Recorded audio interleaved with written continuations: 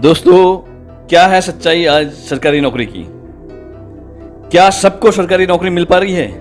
कितने % लोगों को सरकारी नौकरी मिल पा रही है, यह जानें इस वीडियो से। और साथ में अगर गवर्नमेंट जॉब नहीं मिली तो क्या, तो व्हाट इज नेक्स्ट, यह सोल्यूशन मिलेगा आपको। इस वीडियो के अंत तक जरूर देखिए और अपने विचार कमेंट्स में जरूर लिखिएगा।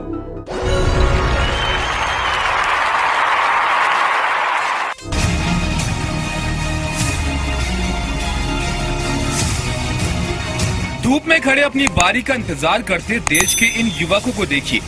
ये इंतजार कर रहे हैं कि कब इनके सीने की नाप हो और महाराष्ट्र पुलिस में बतौर कांस्टेबल उनकी भर्ती हो जाए। नौकरी के लिए लंबी कतारें देश में आम बात है, लेकिन आप ये जानकर चौंक जाएंगे कि इन कांस्टेबल पद के लिए खड़े युवकों में से कई कंप्यूटर इंजीनियर हैं, तो कई बीएड, तो कई डिप्लोमाधारी हैं। जी हाँ, चौंकिए मत, आपको इनमें से कई ऐसे युवक भी मिल जाएंगे जिन्होंने MBA किया है। आपको बता दें कि महाराष्ट्र पुलिस में कांस्टेबल पद के लिए भर्तियों की संख्या है 1137। इसके लिए शैक्षिक योग्यता है 12वीं पास और इसके लिए आवेदन मिले हैं 2 लाख से ज्यादा। इनसे मिलिए, ये है 27 साल के वसीम शेख। कंप्यूटर साइंस में इन्होंने MSc किया है। जॉब नहीं मिल रही तो कांस्टेबल में भर्ती हो जाना भी मंजूर है। मेरा MSc कंप्यूटर साइंस से वाला है, कंप्यूटर साइंस से, और मैं पुलिस के इसलिए रिलेटेड आया क्योंकि मुझे गवर्नमेंट जॉब करना है। मगर मैं MSc कंप्यूटर हो के भी मेरे रिलेटेड कोई फील्ड के लिए जॉब गवर्नमेंट अप्रोच नहीं करती है, इसलिए मैंने पुलिस भर्ती का फॉर्म भरा है। 27 साल के सचिन ठाकरे की कहानी भी कुछ अलग नहीं है। 2015 में बीएड हुआ, लेकिन इन्हें टीचर की नौकरी नवाजने से इनकार कर दिया गया। डूबते को तिनके का सहारा दिखा और सचिन चल पड़े कांस्टेबल पद पर तैनाती की इच्छा के साथ मुंबई, जहां पहले से ही भीड़ खड़ी है। मैं 2015 में पास आउट हुआ हूँ।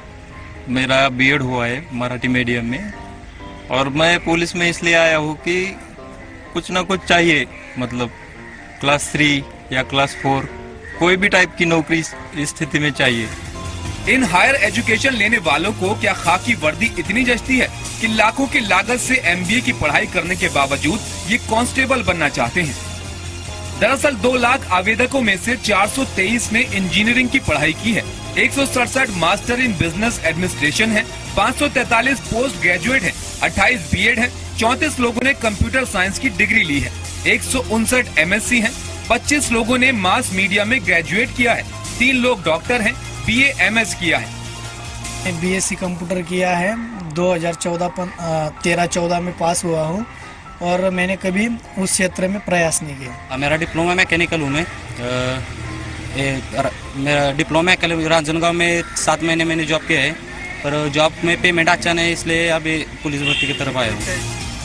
देश में नौकरी की किल्लत की तस्वीरें पहले भी आपने देखी होंगी, लेकिन ये इन हायर स्टडीज लिए युवकों की कांस्टेबल के लिए भर्ती होने की तस्वीरें सवाल खड़ी करती हैं कि आखिर ऐसा क्यों है? क्यों इन MBA, BEd, कंप्यूटर साइंस पढ़े युवकों को कांस्टेबल बनना भी कबूल है, जिसके लिए योग्यता है सिर्फ 12वीं पास, जिसको हम डिग्निटी ऑफ लेबर कहते हैं, जो फॉरेन में है। आप देखिए, अच्छे अच्छे घर के बच्चे बच्चियां छुट्टियों में सब काम करते हैं। वेटर देख लीजिए, ड्राइवर देख लीजिए, सफाई का काम कर लीजिए, सब करते हैं ना। तो अपने यहाँ डिग्निटी ऑफ लेबर कहाँ है? सवाल है कि क्या देश का एजुकेशन सिस्टम इतना काबिल डॉक्टर्स, इंजीनियर नहीं बना पा रहा कि देश में डॉक्टर्स की कमी खत्म हो, ज्यादा से ज्यादा इंजीनियर बन पाएं? क्या देश में इन हायर स्टडीज वाले युवकों के लिए देश में जॉब क्रिएशन नहीं हो पा रहा, या इन MBA और डॉक्टर लोगों को सैलरी कम मिल रही है, या पुलिस की नौकरी में फायदा ज्यादा दिख रहा है? क्या लाखों पढ़ाई पर खर्च करने के बावजूद ये डॉक्टर्स, इंजीनियर और MBA किए युवक इतने स्किल्ड नहीं है कि उन्हें अपने क्षेत्रों में रोजगार मिल जाए, या सरकारी नौकरी में इन्हें जॉब सिक्योरिटी दिखती है? सचिन गौड़, जी मीडिया, मुंबई। तो एक तरफ हम देख रहे हैं इनकी क्वालिफिकेशंस हैं, क्वालिफिकेशंस के हिसाब से उनको जॉब्स नहीं मिल रही हैं और दूसरे मौके तलाश रहे हैं। और आपने देखा किस तरह से लाखों की संख्या में एप्लीकेशंस आई हैं कुछ हजार वैकेंसीज के लिए। जॉब मार्केट पर वैसे भी कई तरह के प्रश्न उठते रहते हैं, इसके क्या मायने हैं डेमोग्राफिक डिविडेंड के लिए, किस और हम बढ़ रहे हैं, दिक्कत है। एक क्वालिफिकेशंस हैं, उसके लिए फिर अकॉर्डिंगली जॉब्स नहीं मिल रही हैं, और लाखों की संख्या में जिस तरह से एप्लीकेशंस आ रही हैं, ये क्या दर्शा रहा है? जो इंडियन जॉब मार्केट है उसके पूरे मूड को किस तरह से दिखा रहा है और क्या रिफ्लेक्ट कर रहा है? ये देखिए, इसमें एक तो सबसे जो बड़ी बात यह है कि हमारा जो देश है, हमारी कंट्री एकेडमिकली काफी रिच है, काफी स्ट्रक्चर्ड एजुकेशन सिस्टम है, जो कि ब्रिटिश एजुकेशन सिस्टम एस्टेब्लिश हुआ है, जो कि पहली क्लास से 12+3 या 12+4 या पोस्ट ग्रेजुएशन लोग करते हैं। बट आज की डेट में अगर उसको देखें तो वो ट्रेडिशनल हो गया, वो बुकिश नॉलेज हो गया, वो वोकेशनल नहीं रहा है। तो चाहे वो डिग्री लोग एमएससी की लेते हैं या एजुकेशन बीएड की करते हैं या पीएचडी करते हैं, बहुत बार क्या होता है कि किताबी नॉलेज तो उनको हासिल हो जाती है या वो डिग्री भी पास कर लेते हैं, और बहुत सारी यूनिवर्सिटीज हैं, कॉलेजेज हैं, but on the job training जो इंडस्ट्री की डिमांड या रिक्वायरमेंट है उसके हिसाब से वो फुलफिलमेंट नहीं होता है। दूसरी चीज, एक जनरल माइंडसेट ये माना गया है कि सरकारी नौकरी सिक्योर होती है, कि अगर एक बार आप सरकारी नौकरी के अंदर आ गए तो आपकी जॉब सिक्योर है, आपकी जॉब नहीं जाएगी, थोड़ी कम या थोड़ी ज्यादा जो भी पे कमीशन के हिसाब से आप वहां पे रहेंगे और वहां मेंटेन होगा, आपको हाउसिंग मिल जाएगा, कुछ फैसिलिटेशन मिल जाएगा। नहीं, वो एक सेपरेट एस्पेक्ट है, जैसे आपने बताया गवर्नमेंट जॉब्स, वो हम टच करते हैं, आपसे थोड़ा छुएंगे उसको। पर आप बता सकें परवीन जी, किस तरह से आप देख रहे हैं, लॉयर्स हैं, एमबीए डिग्रीज उन्होंने ली हुई, इंजीनियर्स हैं, डॉक्टर्स हैं, लेकिन समहाउ वो अप्लाई कर रहे हैं पुलिस में कांस्टेबल के लिए, मतलब क्वालिफिकेशन एक तरफ, और ये किस तरह से रिफ्लेक्ट करता है, ये क्या दर्शाता है, ये कितना ये सिनेरियो चैलेंजिंग है? ये दर्शाता है कि जब स्टूडेंट्स कोई भी कोर्स परस्यू करते हैं तो वो भेड़ चाल में ये कोर्सेज परस्यू करते हैं, ना कि अपनी एप्टीट्यूड या इंडस्ट्री की रिक्वायरमेंट को सही तरह से नाप के या जांच के ये कोर्सेज में जाते हैं। उन्होंने सुना है कि भाई लॉ बड़ी अच्छी चीज है तो लॉ में चले जाओ, फिर वो कैसी लॉ कॉलेज है, उसकी कोई रैंकिंग है भी कि नहीं, उनमें लॉ की एप्टीट्यूड है भी कि नहीं, कॉलेज उनको सिर्फ एकेडमिक कंटेंट देती है कि प्रैक्टिकल कोर्ट क्राफ्ट भी सिखाती है, ये सब जांचे बिना लोग इंजीनियरिंग के कोर्सेज और एमबीए के कोर्सेज में जाते हैं। जैसे आपके प्रोग्राम में के पैकेज में आपने बताया, जो जो फैक्टर्स आपने डिस्कस किए, all these factors apply, all these factors apply. You know, skill mapping नहीं की गई है हमारे देश में। इसका मतलब कि आप इंजीनियरिंग कॉलेजेस जहां पत्थर फेंको इंजीनियरिंग कॉलेज है, जहां पत्थर फेंको मैनेजमेंट इंस्टीट्यूट है, उसमें फैकल्टी है कि नहीं, कोर्स कंटेंट अपडेटेड है कि नहीं, और आप जो बच्चों को स्किल्स दे रहे हैं वो इंडस्ट्री रेलेवेंट है कि नहीं, ये तो कोई भी नहीं सोचता। तो ये एमबीए की डिग्री तो लेकर आते हैं या एलएलबी की डिग्री, लेकिन इंडस्ट्री में जिस तरह से आपको एक फाइनेंस के नॉलेज को प्रैक्टिकल एप्लीकेशन करना, वो किसको आता है? आप ये भी बता सकें, उनके सॉफ्ट स्किल्स बहुत ही पुअर होते हैं, तो इनको जब जॉब्स नहीं मिलते हैं 6-6 साल की पढ़ाई करने के बाद, तो कितना ज्यादा फ्रस्ट्रेशन होता है।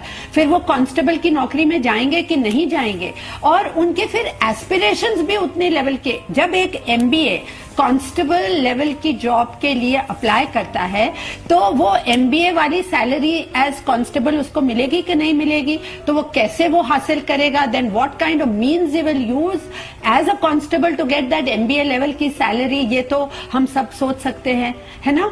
तो और दूसरी बात, आप सारा ब्लेम एजुकेशन सिस्टम पर नहीं डाल सकते। Education system is what it is, whether it is good, whether it is bad, whether it is indifferent, पर कुछ तो हमारे हाथ में भी है ना। बहुत छोटे छोटे और अच्छे अच्छे industry certified courses are available, short term skilling courses are available. What stop students from pursuing these courses side by side with their जो भी वो बीटेक कर रहे हैं या एमबीए कर रहे हैं या एलएलबी कर रहे हैं, कोई स्टॉप नहीं करता। सॉफ्ट स्किल्स, आपके कम्युनिकेशन स्किल्स, इसके ऊपर आपको काम करने की कितनी सख्त जरूरत है। मैंने देखा है कि स्टूडेंट्स होटल मैनेजमेंट के कोर्सेज करते हैं, लेकिन they don't know how to even communicate in basic English. तो आपका टूरिस्ट आएगा, उसके साथ आप कैसे डील करेंगे? तो आपको as a student you also have to be proactive. Right. आगे आपको कहाँ, मतलब जॉब्स की अगर हम बात कर रहे हैं, और जैसे ये इतने लाखों आवेदन आ रहे हैं, और उनकी क्वालिफिकेशन देख के आगे आपको कहाँ किन क्षेत्रों में ज्यादा दिख रहा है? मतलब टेक्नोलॉजी ड्रिवन हो, जैसे ऑटोमेशन हो रहा है, नए नए एवेन्यूज आ रहे हैं, नई तरह के जॉब के मौके जो पहले नहीं थे, ये चेंजिंग ट्रेंड में खुद को भी कैसे चेंज करना होगा? देखिए, आज की डेट में अगर हम देखें तो मुझे लग रहा है कि हर इंडस्ट्री में मौके अवेलेबल होते जा रहे हैं, जो कि हम robotic process automation, artificial intelligence, big data की बात करते हैं। ये बड़ी चीजें हैं जो कि हम आगे आगे इंडस्ट्री को ग्रूम करेगी और हम सबके लिए बहुत सारी अपॉर्चुनिटी क्रिएट होगी। बट अगर हम प्रोफेशनल लेवल पे देखें आज की डेट में और इंडस्ट्री वाइज इंडस्ट्री देखें तो एक बैंकिंग एंड फाइनेंशियल सर्विसेज एक ऐसा सेक्टर है जहां रिटेल बैंक है, इन्वेस्टमेंट बैंक है, माइक्रो फाइनेंस है जो नया सेक्टर आया है, नॉन बैंकिंग फाइनेंशियल इंस्टीट्यूशन से बहुत ग्रो कर रहा है। अगर आप रिटेल सेक्टर देखें हैं तो रिटेल सेक्टर में ई कॉमर्स है, मॉडर्न ट्रेड है, जीटीएम बोलते हैं, गो टू मार्केट स्ट्रेटजी है, जिसके पीछे लॉजिस्टिक सप्लाई चेन होता है, सेल्स होता है, मार्केटिंग होता है, हर फंक्शन ग्रो कर रहा है। तो आपको हाथ पे हाथ धर के नहीं बैठना है कि जब तक मुझे एक्स कमेंसुरेट सैलरी मिलेगी तभी मैं जाऊंगा, तब तक तो फिर आप वेट करते ही रहें। जो जहां आपको अपॉर्चुनिटी मिलती है आप वहां जाएं, आप वो जॉब करें। और अब तो concept of career for life is gone. तो आपको हर बार आपकी आंखें और ब्रेन खुला रखना है कि नई नई नई नई अपॉर्चुनिटीज क्या आएंगी और उनके बारे में पता करें और उनके तरफ आप मूव करते जाएं। जी, हम इनफैक्ट हम देख रहे हैं जॉब्स को लेकर चैलेंज है और जैसे बोला जा रहा है कि आप जॉब सीकर्स की जगह जॉब क्रिएटर्स हों और उसमें कई तरह की योजनाएं भी आई, लेकिन कितनी वो ग्राउंड पर नीचे उतर पाए उस पर भी सवाल रहे। आप इसको कैसे देखते हैं, ये जो एंटरप्रेन्योरियल पूरा इकोसिस्टम की बात हो रही है और छोटे उद्योगों के माध्यम से रोजगार के नए मौके? देखिए, क्या है कि आज के डेट में अगर आप देखें तो बहुत सारे इंस्टीट्यूशन एंटरप्रेन्योरशिप प्रोग्राम भी प्रोवाइड करने लग गए हैं, जहां पे वो ये सिखाते हैं how to do the business. मेरा एमएससी कंप्यूटर साइंस से वाला है, कंप्यूटर साइंस से, और मैं पुलिस के इसलिए रिलेटेड आया क्योंकि मुझे गवर्नमेंट जॉब करना है। मगर मैं एमएससी कंप्यूटर हो के भी मेरे रिलेटेड कोई फील्ड के लिए जॉब गवर्नमेंट अप्रोच नहीं करती है, इसलिए मैंने पुलिस भर्ती का फॉर्म भरा है। और पुलिस भर्ती के फॉर्म में भी इतने कंपटीशन है, यहाँ पे इतने सारे बच्चे, उनके मैक्सिमम पीजी वाले, एमएससी कंप्यूटर वाले, इनके लिए कोई जॉब अवेलेबल नहीं है।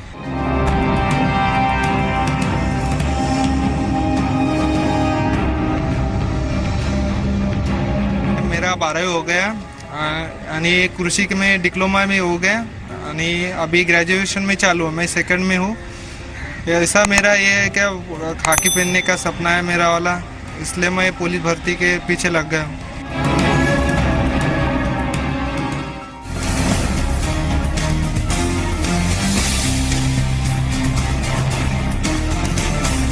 क्या अब भी आप सरकारी नौकरी की तरफ आंखें गाड़ के बैठे हैं?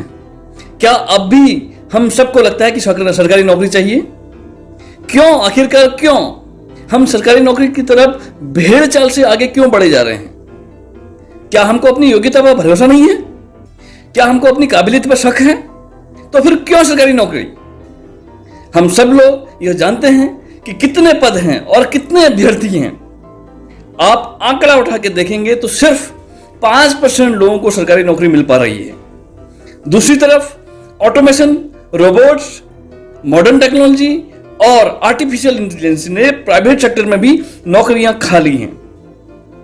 तो फिर यहां पर एक बड़ा क्वेश्चन मार्क, आखिर हम किस बात का इंतजार कर रहे हैं? क्या आप अपने परिवार से प्यार करते हैं? क्या आप अपने सपनों को साकार करना चाहते हैं? या फिर परिवार के ऊपर बोझ या देश और समाज के ऊपर बोझ बनकर जीना चाहते हैं? हम सब लोग पढ़े लिखे हैं। आइए नेट पर जाइए, इंटरनेट पे, गूगल पे, यूट्यूब पे और देखिए आज नेटवर्क मार्केटिंग में क्या हो रहा है, क्या संभावनाएं हैं, लोग कहां तक पहुंच चुके हैं और सरकार, गवर्नमेंट क्या कह रही है इसके बारे में। नेटवर्क मार्केटिंग के बारे में क्या पूरे विश्व में, पूरे भारत में क्या हो रहा है, जानने की जरूरत है। नेटवर्क मार्केटिंग इंडस्ट्री एक बहुत बड़ी इंडस्ट्री और 21वीं सदी का व्यापार बनकर उभर के सामने आ रही है। दोस्तों, मुझे यकीन है आप सब लोगों पर, हम नए युवा पीढ़ी पर, कि हम अपनी मंजिल खुद तय कर सकते हैं। मुझे यकीन है कि हम सब लोग खुद और अपने परिवार को एक बेहतरीन जिंदगी देंगे और इस उभरती हुई नई नेटवर्क मार्केटिंग इंडस्ट्री को पहचानेंगे, जानेंगे और कामयाब होंगे तथा साथ में अपने आने वाली पीढ़ी को सुरक्षित कर पाएंगे। मैं आपके उज्जवल भविष्य की कामना करता हूं। Thank you so much.